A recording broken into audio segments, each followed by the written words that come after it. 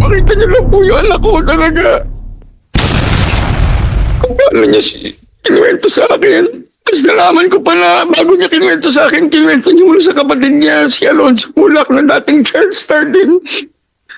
Sinabi sa akin ni Alonso na sinabihan daw siya ng kuya niya na ay bro, sana wag mangyari sa inyo nangyari sa akin.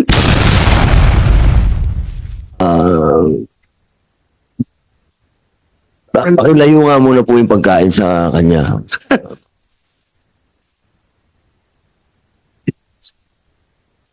Salamat, Sen. Pinatawa mo ako. Magandang hapon po sa inyo lahat. Magandang tanghali po pala sa inyo lahat. Ako po si Angelo Jose Rocha Mulak, o mas kilala sa pangalang Nino Mulak.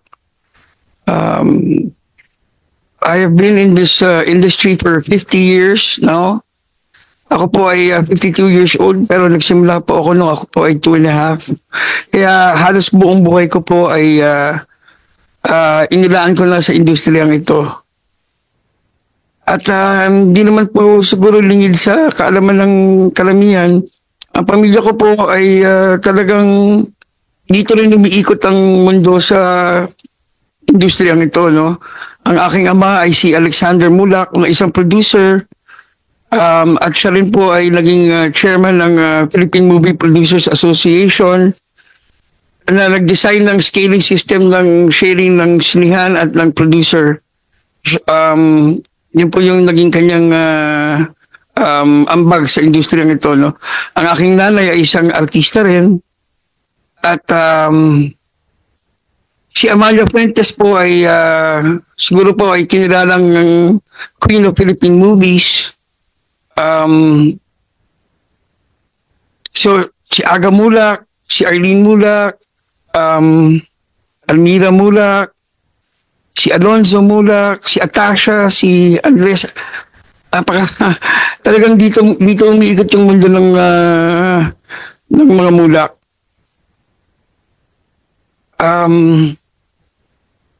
Bilang ama, I may not have been a good husband, you know. I may not have tried my best to be a good husband, but I can proudly say that I did my best. Or I did my best to be a good father sa abot ng aking makakaya.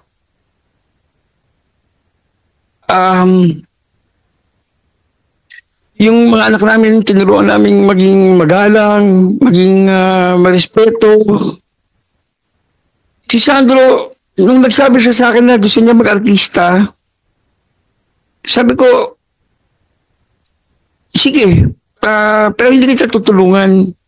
Alam ni Miss Annette yan, sinabi ko sa kanya yan. Hindi kita tutulungan, wala akong tinawagan na kahit sino na para makapasok siya sa industriya. Nalaman ko na lang, nag-audition na siya. At nagulat na lang ako, isang araw, biglang sinabi niya pa, natanggap ako ng Sparkle, nakuha siya ng Sparkle. So, proud naman ako na pinagdaanan niya yung gano'n. Na alam ko, katulad ng ating mahal na Senador Robin Padilla, dumaan din sa ganyang, sa pagiging stuntman, di ba? Kahit na may kotse siya, pagka may taping siya, sumasabay siya sa service, para walang special treatment. Ganun kababa yung loob ni Sandro. Very neat, very tahimik. At saka sobrang mahal niya talaga yung trabaho niya. Kaya talaga ako nasaktan nung kinuwento niya sa akin yung nangyari. Kasi para makita mo yung anak mo na nanginginig at hindi niya halos mahawakan yung telepono niya. Nung kinakwento niya sa akin, yung ginawa sa kanya, lalo na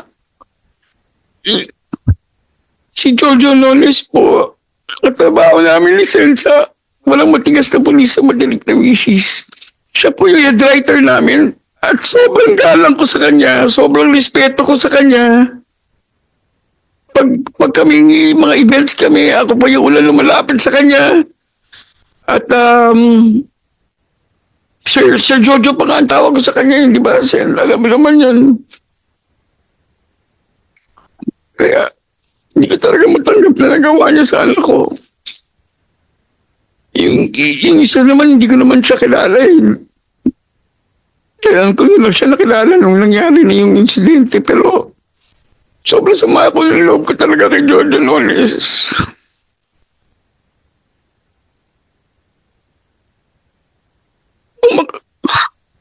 Makita niyo lang po yung anak ko talaga. Kung paano niya kinuwento sa akin. Tapos nalaman ko pa na bago niya kinuwento sa akin, kinuwento niya mula sa kapatid niya, si Alonso Mulak, na dating child star din. Sabi sa akin niya, Alonso, sinibento siya ng kuya niya na ay bro, sana wag mangyari sa inyo, nangyari sa akin. Sa kanya kasi ulo sinabi ni Sandro, yun nangyari. Kasi sa akin, yun. Nakakasama na lang talaga ng loob dahil kung kaya na lang gawin sa hindi ko naman po binubuhat yung aming bangko pero sa isang pamilya na talagang malaki na naging contribution sa industriyang ito. What more sa iba? What more sa mga baguhan? Hindi ko naman sinasabi talaga may ginawan sila na iba pero di mo ba kung nakaya na lang gawin sa isang pamilya na talagang may pundasyon na sa industriya nito, what more sa iba?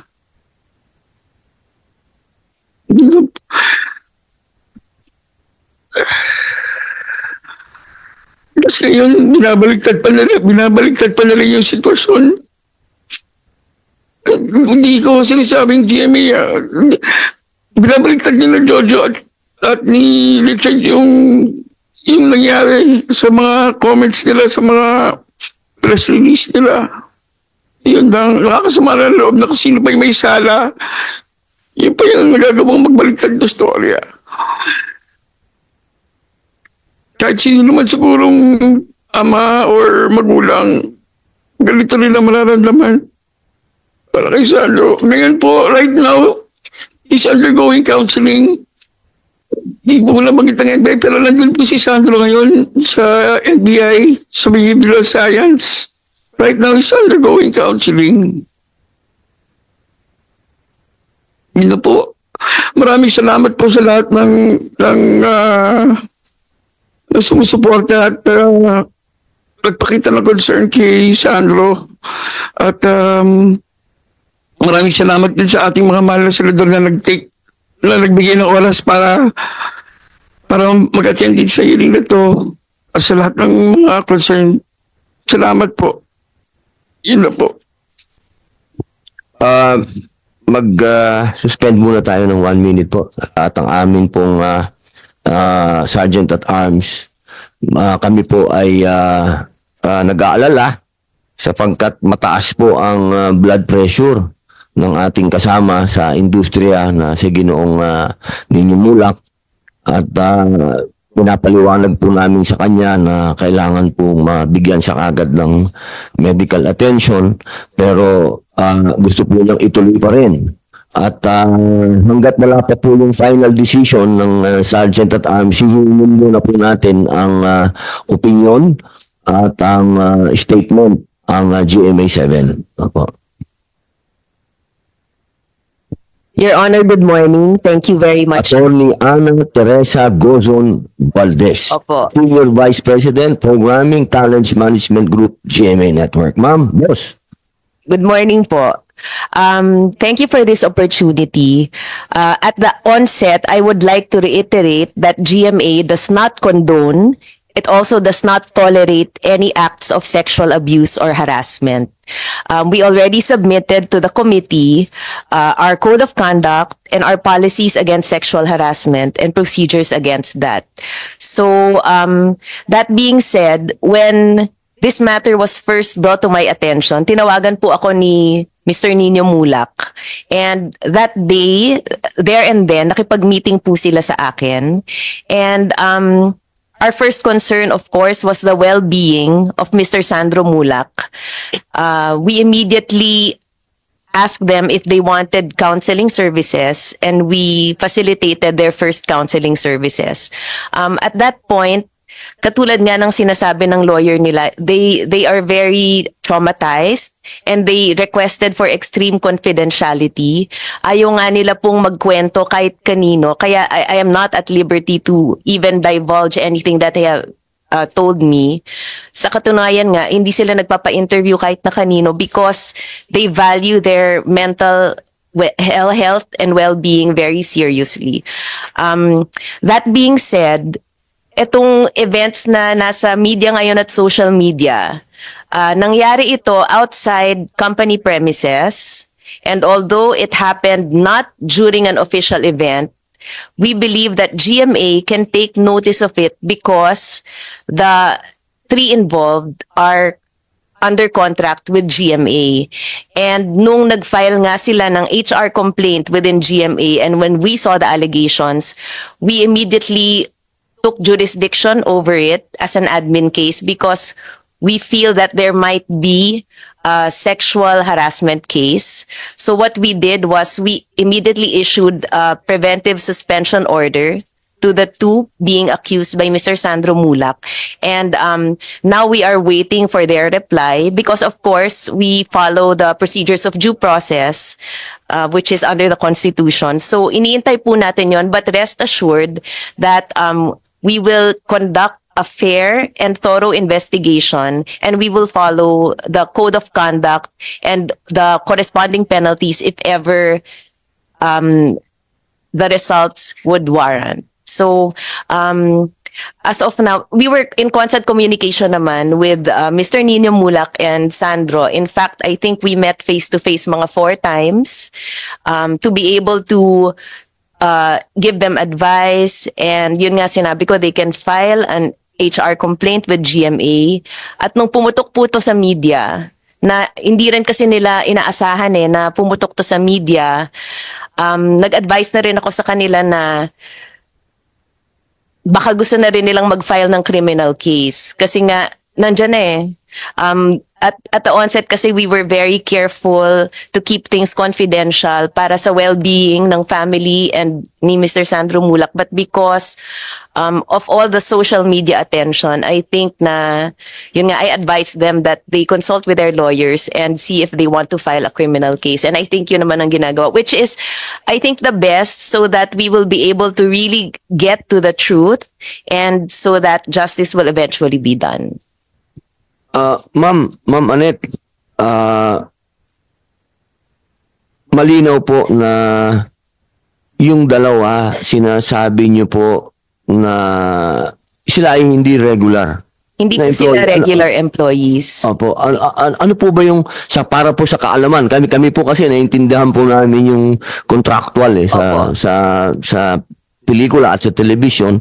Pero sa mga kababayan po natin, hindi po nila naintindihan yung ano po ibig sabihin? Sila po ba, may opisina po ba sila sa GMA? Wala po. Wala po silang opisina. Ano po yung kaugnayan nila? Parang finished product na po ang binibigay sa inyo? Opo. Si Mr. Jojo Nones po ay director ng isang soap opera ngayon.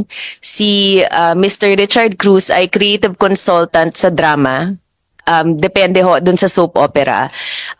Hindi po sila regular employee, sila po ay tinatawag na independent contractor because they are persons whose skills and expertise are very specialized, and the method and manner by which they perform their task or their job is not under the direct control or supervision of GMA. Parang output-based po. Hindi po sila 9 to 5 na tinatawag. Yung gano'n. Yung may ano ba tawag po doon? Time in, time out. Gano'n. Opo. Pero despite that po, nasa contract nila that they are bound by the policies of GMA, and that would include the code of conduct. Kaya po ay despite the fact that they are independent contractors, we can still take jurisdiction over the HR complaint filed by Mr. Sandro Mulak, and we can still apply our code of conduct to this case. Opo, ibig niyo pong sabihin, halimbawa po, kapag ka nagkaroon po ng paglilitis sa korte, katulad po ng sinabi kanina ng ating idol senator, na hindi po ito korte, Wala po tayong nililitis dito. Ang linaw-linaw po ng sinabi ng ating senador. Kaya aasahan po ba namin na pag kayo po ay nagsagawa na po ng inyong sariling investigasyon, dahil gumagawa po din kayo ng sariling investigasyon, at kung ano man po ang magiging investigasyon ng NBI, tutulungan niyo po ang hustisya. Hindi po si Sandro, ang hustisya, na makuha po ang hustisya. Opo. Of course, Your Honor. Po. At bilang meron pong mga pulisiya, meron pong mga sinusunod sa GMA na talaga pong pinalalakas nyo yan, yung ibig pong sabihin natin, yung moral, yung morality, lahat. Opo, lalong-lalo na po yung ayaw natin yung mga ganyan na merong sexual harassment sa naniniwala po ako na tutulungan nyo po. Halimbawa, pag napatunayan po na meron talagang kaso, Of course, we will get the consent first of Mr. Nino Mulak and Mr. Sandro Mulak, but we can furnish your honorable office with the results of our investigation. maraming salamat po, Senator. Meron po kayong Well, Mr. Chair, going back to Nino, I saw them personally kung gaano kasakit para sa kanila to. Very traumatic. Nung nakita ko nga po yung bata, talagang nanginginig. At talagang hindi niya alam kung paano i-approach ito. Head-on nila or how will they, siyempre, nandyan, Mulak, ayaw nila madama yung buong pamilya. Kaya nga sabi ko, this is very sensitive at dapat talaga ma-handle ng tama. Kaya if you're going to invite Sandro here, baka additional, kumbaga, pain na naman para abutin niya yun or whatever trauma na abutin niya. Yung kay Jojo Nones and the other guy, dapat siguro, they should be here at sagutin nila. Blow by blow kung kinakailangan, kahit na executive session, but at least para maiwasan at hindi na mangyari ulit ito. Very painful, talagang masakit, at when Nino approached me na kung pwede bang makausap ang sa GMA, sabi ko, don't worry, hindi nila ito tolerate yan, and hindi nila kukonsintihin yan, so don't worry. Kaya binigay ko yung number ni Miss Annette, at kaya masasabi ko lang, so, ninyo, basta tayo ako yung mahanga sa inyo at kayo'y nanindigan dahil yung tapang na ito, hindi para lang sa inyo, no? Ito'y para sa lahat ng mga kapatid natin sa industriya para maproteksyonan, and we should avoid this na to happen again. So, yun. Thank you, Mr. Chair. Maraming salamat po, Senator Ramon Bong Revilla Jr. Idol, maraming salamat po. At Sir Nino Mulak, narinig niyo po yung pahayag ng namumuno ng GMA7. Nakakapagbigay ba po ito ng kapanatagan sa inyong kalooban na sila po ay handang tumulong sa iyo basta sa ang pag-uusapan po ay legal na paraan? Oo naman po. Nararamdaman niyo po ba naman yun? Yung kanilang She's been very truthful to me naman. Naging totoo naman siya sa akin magmula nung pag-uusap namin magmula nung una. Opo. Meron po ba kayong gusto sabihin sa kanila na maaring ang komite ay makatulong po sa inyo na maiparating sa GMA kung ano man po ang gusto niyong sabihin? Nandito na po sila sa ang linaw-linaw po ng sinabi kanina ni Attorney Ana na meron silang sariling investigasyon. Yes, nakakapag-report po ba sa inyo ng progresyo nito? Wala pa po. Ma'am, kailan po nag-umpisa yung sarili niyo pong investigasyon? Nag-file po sila formally sa amin ng Friday, August 2. Tapos they were put under preventive suspension agad po. Pagka sinabi pong preventive suspension, wala silang trabaho. Wala po. Opo, talagang basta may kinalaman po sa GMA, Wala po. wala muna silang trabaho. Opo. Walang- Suspended lahat yun. walang pay, Benefits, opo. Opo. Meron po ba silang benefits bilang hindi sila regular? Hindi walang not the same benefits as regular employees. Okay po. Binigyan po namin sila ng 5 days to reply. And I think matatapos yun within this week. So iniintay lang namin yung reply nila para umusad yung ating investigation. Reply yung dalawa. Wala pa. Kasi nung Friday lang po Ano nag-file. po naging reaction nila? Abogado agad ang kinuha o gusto mo na makipag-dialogue sa inyo? Ano po ba dapat? Sa kanila po namin binigay yung sulat. Pero hindi pa kasi sila nagre-reply. Hindi pa sila nagre-reply. Pero nakikita ko po sa social media na abogado yung nagsasalita para sa kanila. Yun. Meron po ba tayong tigadole? Hello, ma'am. Ma'am, Miss Mafel. Good Sanchez. Miss Mafel Sanchez. Paano po yun? Pagka gano'n, hindi mo naman sila regular employee, pero pinag-i-explica mo sila o magpaliwanag kayo dito, tapos dinaan ka kagad sa abogado. Ganun ba talaga? Magandang umaga po, Mr. Senator, and to all the members of the committee. Bago po ang lahat, kami po sa Department of Labor and Employment ay hindi pinahihintulutan ng anumang uri ng pang-aabuso o karahasan sa mundo ng paggawa. So sa ganito po, do hindi po nila regular employee ito at kanina po ay binanggit ni ma'am na sila ay bound pa rin po sa CODI or yung Committee on Decorum and Investigation. They should respond to ma'am's call. Sa department po, kami po sa department ay ang aming pong mandato ay siguraduhin na ang bawat establishmento ay nagpo-form ng Committee on Decorum and Investigation at lahat po sila ay merong dapat anti-sexual harassment policy. Yun po, Mr. Senator. Salamat po. Meron po akong sunod na tanong dyan. Pero ma'am, meron po naman tayo siyempre sa anti-sexual harassment. Your Honor, opo, sinubmit po namin yan sa opisina nyo. Okay, ma'am. Maraming salamat po. Ma'am, follow up lang. Normal ba yun na abogado kagad ang sagot sa employer? Normal ba yun na pag gusto kang kausapin, abogado kagad, gano'n? Media kagad, abogado? Ano ba yun? Pwede ba yun gano'n?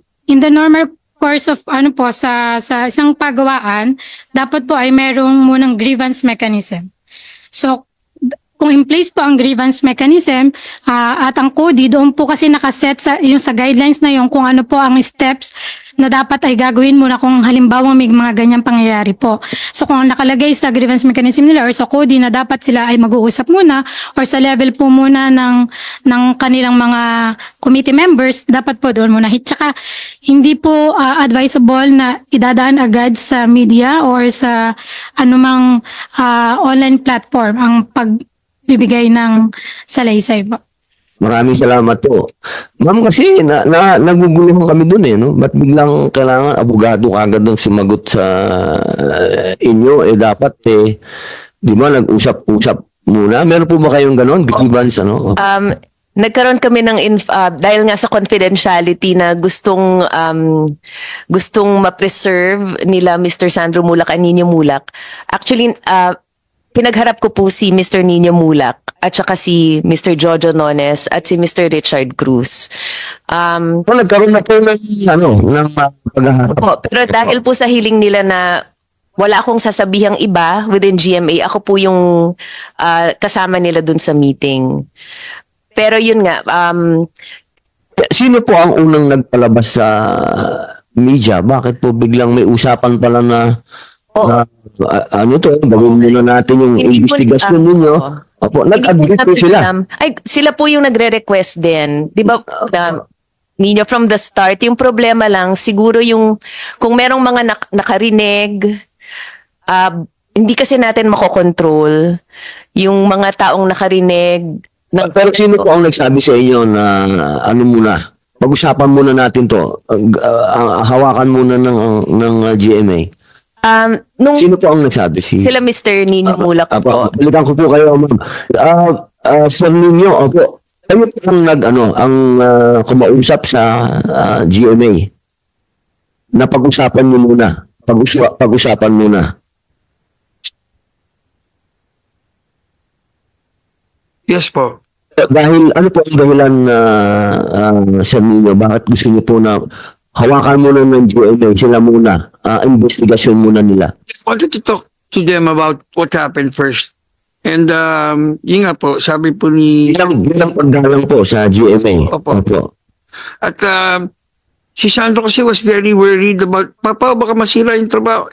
Kahit na nangyari na sa kanya yun, nag-worry po siya na masira yung trabaho niya sa Sparker or mapag-initan siya ng Sparker. So yun, nag-usap po kami ni na Miss Annette and hinarap nga po ni Miss Annette sa akin yung dalawa. At nag-apologize po sila sa akin. Ang dalawa. Yes po. Opo. Paano po ito lumabas sa... Miss Annette, Opo. Sa harap po. Ma'am, sa harap po ninyo. Opo. Saan po kaya nagmula yung bigla itong pumutok sa media na hanggang sa amin po dito sa Senado, nagulat po ako, no? Pagdating ko sa plenaryo, sinalubong ako ni Senator Amy Marcos, sinabi kagad sa akin, nabalitaan mo ba yung nangyari kay Nino? Kasi ako po, committee ko po kasi ang mass media, so kailangan po nilang sabihin sa akin. Hanggang sa pagdaan ko po kay Senator Rubilla, kay Senator Jingo Estrada, kaya, bakit po kaya? Saan? Nagkaayos na pala. Bakit Hindi po? po sila nagkaayos. Hindi po sila nagkaayos. Parang saan po yung sorry na yun ba? Yung sorry na yun? nag-sorry sila sa akin, pero sabi ko, ako tao lang ako eh. Diyos nga na marunong magpatawad, di ba? Kaya ko kayang patawarin, pero kailangan pagbayaran niyo yung ginawa niyo. Ito po ang sinabi nyo. Kailangan dumaan sa legal. Yes po. Yun, opo. Na-witness niyo po. Opo. Okay. Malinaw po. Ma'am, paano yun? May DOJ po ba tayo dito? Wala tayong DOJ? Di tayo okay.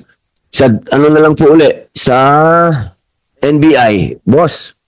Ma'am pala. Ma'am Attorney Marie Catherine Ule R. Nolasco Illescas. Ma'am, ano po ang inyong initial po initial investigation? Meron na po ba kayong initial investigation? Your Honor, tulad po ng nabanggit ko, dinaan muna namin sa psychological evaluation po yung biktima na si Mr. Sandro Mulak at kinuha na rin with the go signal po na... Ayoko pong hawakan yan. Hindi po ako dadating dyan kasi sa ibang ano na po yan, komite. Doon lang po sa akin na sinabi, witness ni ma'am, nag-story yung dalawa. Hindi ba po sa atin parang confession na yun? Parang sa batas ano ba? Di ba pagka ganun, umamin ka, nag-story ka eh. Di ba umamin ka na nun? Kinunan pa lang po namin ng statement si Mr. Nino. Yung dalawa po. Opo, susunod Hindi po sila nagbibigay ng statement? Inuuna lang po muna namin syempre po yung mga complainants base sa aming procedure po. Para Okay. naman din po namin kung paano namin tatanungin yung mga Ilang araw na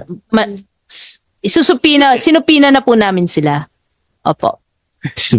Pina. Ibig Subpina sabihin, po. sinabihan nyo na. Po namin sila sa aming tanggapan matapos pong ma-interview, makuna ng salaysay sila Mr. Nino Mulak, si Mr. Sandro Mulak at yung mga iba po naming witnesses, kukunan po namin ng statement ngayon later on.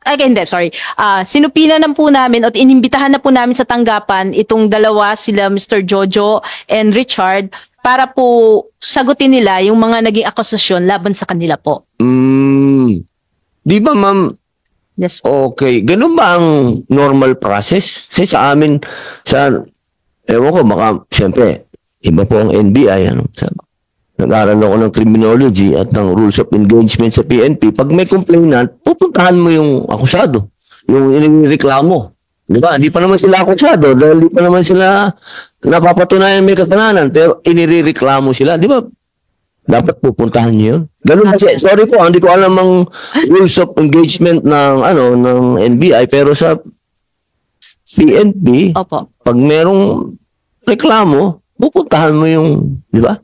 Yung proseso po kasi hindi naman po ito immediately after the commission of the offense. So hindi po namin sila para arestuhin agad. So dumadaan po Hindi naman arrestuhin. Kasi ano yung kaso eh? Lumaki. yung Di ba, ma'am, ang point natin dito, yung mga ganitong issue, sana naiiwasan natin masyadong lumalaki. Ang daming issue ng bansang Pilipinas na dapat nating iniintindi. Bumagsak ang stock market sa buong daigdig. Alam naman natin siguro yun. Nagkakagulo sa Iran, nagkakagulo doon. Ang dami nating dapat pinag-uusapan. Ito ang pinag-uusapan ng tao.